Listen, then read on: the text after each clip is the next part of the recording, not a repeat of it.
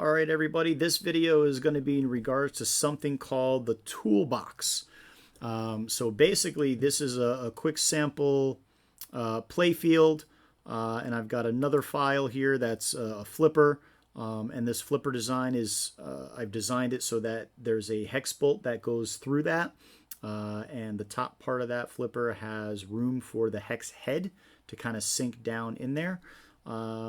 So first thing that I'm going to do is I'm going to make an assembly or a small assembly with this.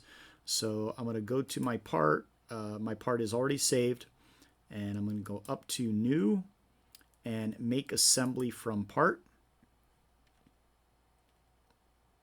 Okay, and then I'm going to come over here to the left-hand side where it's Part and Assembly to Insert.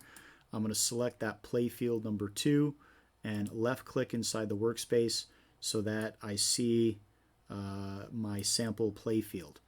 All right, then I need to insert the flippers, so I want to go back up to the ribbon, click on Insert Components, select the flipper 01, and because I have to do multiples, I'm going to hit the little push pin.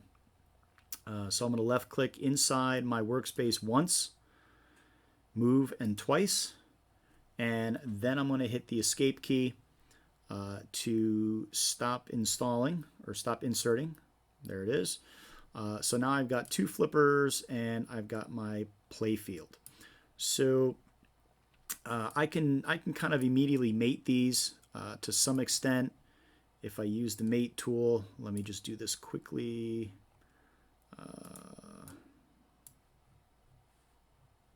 We'll go from there to there.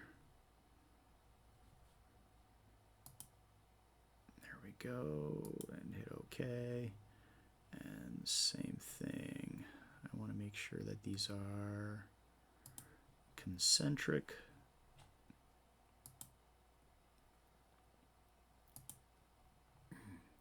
Okay, so it can still move up and down, but both of these are concentric, and I'm going to go ahead and mate the base to the base to make that coincident.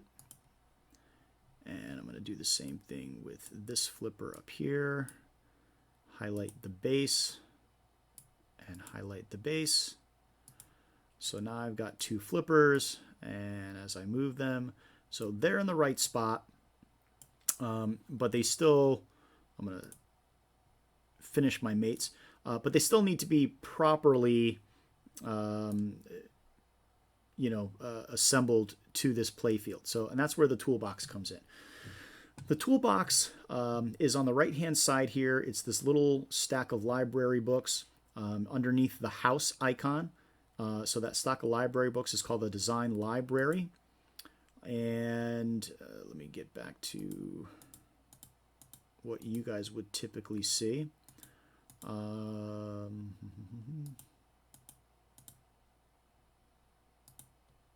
All right, so you guys would see something like this up front where you'd have the design library, the toolbox, some other libraries and other content. So what you would do is you would select toolbox, and down in this space here, you would see, do you want to install toolbox or install toolbox? So you would click on that, and sometimes it takes a really short time, sometimes it takes a little bit longer. But then this will populate with folders with different flags. All of these folders represent a different design standard. So we have the Australian standard, British standard, Canadian standards, German, various standards from different countries, and the ANSI inch and ANSI metric standard. Okay, so we are working from the ANSI inch standard for the most part. So we're going to click inside that folder, double left click, and you'll see that we've got folders for different types of fasteners. Retaining rings, O-rings, bushings, nuts, bolts and screws, washers, power transmission. Under power transmission, we do have gears. So some of you, I think, were working with gears, so you might be able to use that to your advantage. Going back up here to this tree, you can use the little up arrow to go up 1 level, or you can, if you're familiar with using trees of this nature, then you can go back into the ANSI inch and get back that way. We got ball bearings, but I designed this flipper to be used with a hex head screw. So I'm going to go into bolts and screws. And now you can see all the different types of bolts and screws that are listed in the toolbox that SolidWorks has to offer. It doesn't have everything, but it does give us a good start for many basic things. Okay, so the hex head is what I built my flipper for. So I'm going to double click on the hex head, and I see that I've got 5 different styles of hex heads. I'm just going to use a standard hex bolt. So at this point, this is a drag and drop. So I'm going to left click, hold down my mouse button, come over here and let go of my left mouse button. And did it disappear? Where'd it go? There it is. So we get this little active hex head, and we've got some dynamic input material here where I can change the actual size of that hex head. And so these are all the standard sizes that are available based on what it thinks I need. I can do the same thing in the properties palette here on the left hand side. So I'm going to change this to a 1/4 inch 20. All right, and then I can change the length. Right, I can do that here interactively by just pulling. Okay, or I can do it from the box, and these are all the standard sizes.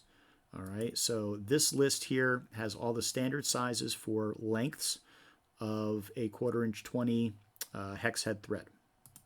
So maybe I'll put it at 2 inches for right now. The next item down the list is the thread length. Okay, so that's the actual length of the thread. We basically have 2 options. One is 3/4 of an inch or 0.75, and the other is full body. So if you have a 2 inch length body on that bolt, then it's going to be a 2 inch thread length. If you have a 1.5 length body, you're going to have 1.5 inch thread length. So I'm going to keep this as 0.75. The final thing is thread display. So currently it's set to a simplified thread display, and I'm going to change that to cosmetic. And there you go. Once I do that, you should be able to see those cosmetic threads on the end. So again, this is a 3/4 inch. If I were to change that to a full body, then we can see the full body threading take effect. All right, but I want this at 3/4 of an inch. And that is pretty much it. So I'm all set there.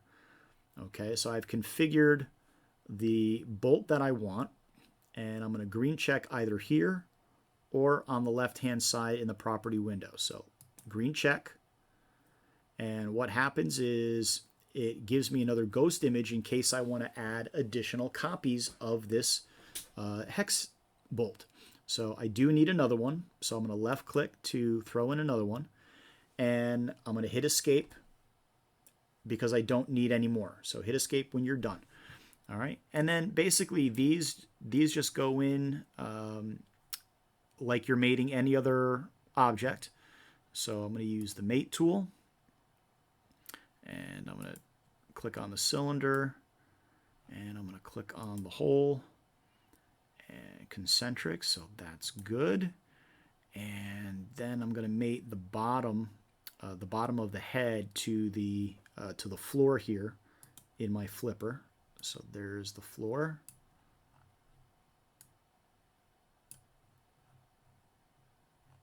Get the right angle. There's the bottom of the hex head. That looks pretty good, and I'm going to green check. All right, so that's working out there. That looks good, and I'm going to do the same thing here. So there we go. Now it's selected. It's in my selection box, and I'm going to pick that. There we go. Now we see that this kind of came in upside down, so I'm going to hit the flip mate. There we go, and green check it. So it's still concentric, even though it looks good. Okay, it's still concentric, so I can still move it. So I have to do one more mate to secure the floor to the bottom of that hex head. There we go. Green check to confirm that that is exactly what I want. and green check to get out of mates. So now I have a almost properly fully assembled flipper, and we can see that the sizing down here might be a little bit much, but enough to put some 1/4" 20 hex nuts. So why don't we do that? So I'm going to go back into my design library. That's those 3 books. And I'm going to go up 1 level and go up another level until I see the nuts. There we go. I'm going to open up the nuts folder. And let's go into hex nuts. And let me see, a hex nut here, standard hex nut. I'm going to pull that out. And it's kind of sized already at 1/4" 20. Double chamfer, again, cosmetic if you want to see the internal threads. That looks good to me. I'm going to do a second one, hit the green check. And once I get my second one in there, I'm going to move my mouse and hit escape and go into mate the inside to the outside. That's concentric, and then the floor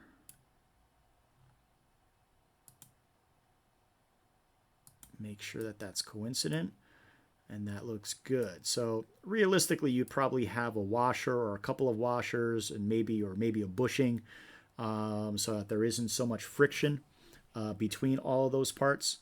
But this is pretty much how you're going to be using the toolbox. So I'll do one more here on this side. Make that coincident, which it is. All right, so I've noticed that I've got some sticking out, and in some cases that might be appropriate because that's just what it is. Let me just get out of this here. I'm going to confirm all the mates that I just made. So let's say, what if I put in the wrong size, and how do I change that size? That's relatively easy enough to do.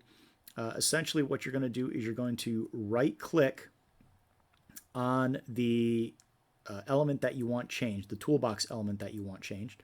So I'm going to right click on that hex bolt, and I'm going to go down here into the drop down, and I want to go to edit toolbox components. Okay, edit toolbox components. You left click, and then it basically goes back to your properties. So configure component. If I need to change the length, maybe I'm going to drop it down to 1.875. So I see what happens there. Maybe I can drop it down even further to 1 3/4. That looks pretty good. Okay, so I'm going to green check. And that one is configured. And I'm going to do the same thing with the other one. So not really a global change, but edit toolbox components. And what did I have? 1.75, I think. 1.75. There it is. Green check it. And that is using the toolbox. So look for the components there. The other option is going to mcmaster.com and downloading parts from there. So if we were to